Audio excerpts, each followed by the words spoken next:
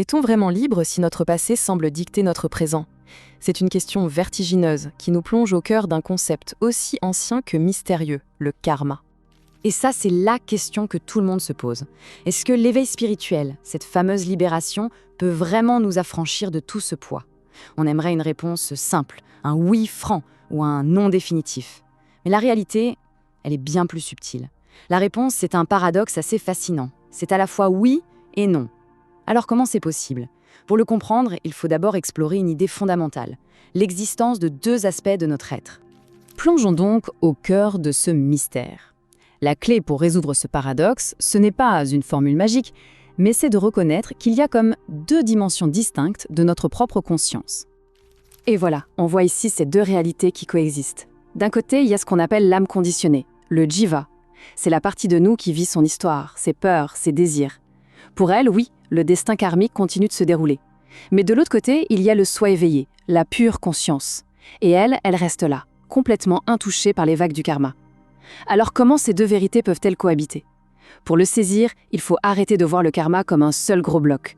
C'est bien plus complexe et bien plus intéressant que ça. On peut imaginer le karma comme un vaste océan avec différents types de courants, différentes vagues. Comprendre ces trois vagues, c'est vraiment essentiel pour y voir plus clair. Le premier type, c'est le Sanchit Karma. Imaginez-le comme l'océan dans son intégralité. C'est le réservoir infini de tout le karma accumulé. Pas seulement le nôtre, mais aussi celui de nos ancêtres, de l'humanité entière. C'est une force de fond, souvent invisible, mais extrêmement puissante, qui façonne constamment le présent. Ensuite vient le Prabdhara Karma. Si le Sanchit est l'océan, le Prabdha, c'est la vague qui déferle juste maintenant.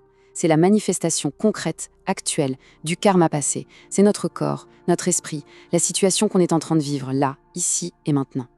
Et enfin, la troisième vague, l'Agami Karma. Et c'est là que réside tout notre pouvoir d'action.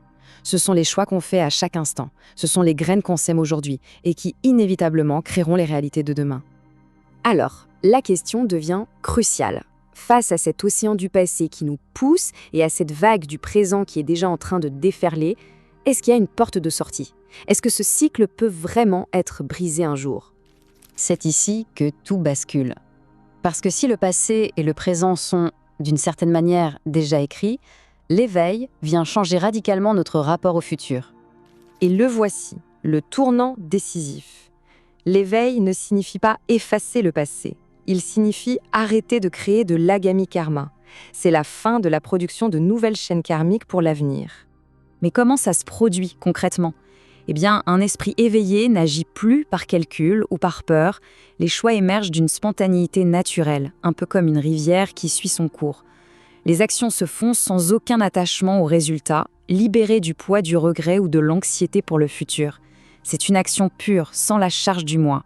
Et c'est là que tout change. Alors qu'est-ce que ça implique au fond? Si le karma continue de se dérouler, mais que plus personne n'est là pour s'y accrocher, qu'est-ce que la liberté signifie vraiment?